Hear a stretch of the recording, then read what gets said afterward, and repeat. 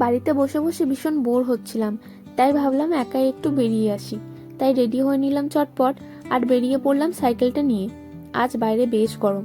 জাপানের যে অংশে আমরা থাকি সেই জায়গায় এক্সেসিভ হিট ওয়ার্নিং আছে, অর্থাৎ মারাত্মক গরম। বেরিয়ে ভাবলাম একটু স্বস্তি পাবো, কিন্তু যাই হোক, গন্তব্যে তো পৌঁছে গেলাম। আমি আগেই এই জায়গার একটা ব্লগ বানিয়েছিলাম, আর এটা সেই কাগামিয়ামা পার্ক। এখন আমি আমার খুব পছন্দের একটা স্পটে যাচ্ছি। এখানে পৌঁছাতে পৌঁছাতে প্রচণ্ড হাঁপিয়ে গেছি, সাথে মারাত্মক গরম তো আছেই। তাই ভাবলাম আগে একটু জিরিয়ে নিই।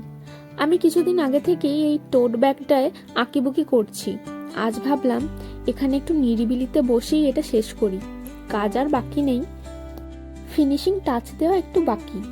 কিছুটা এরকম হয়েছে এটা দেখতে, আর জাস্ট একটুখানি কাজ বাকি আছে, সেটাই শেষ করছিলাম। দেখুন, এটা করতে করতে কখন যে সন্ধে হয়ে গেল টেরই পেলাম না। এখানে আমার ফাইনাল আউটকামটা কিছুটা এরকম হয়েছে। খুব ভালো লাগছে আমার এই আউটফিটটার সাথে এই টোট ব্যাগটা।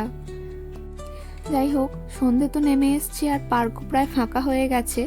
সবাই তাদের পোষ্যদের নিয়ে বাড়ি চলে গেছে দেখছি, আর আমিও হাঁটা দিলাম বাড়ির উদ্দেশ্যে।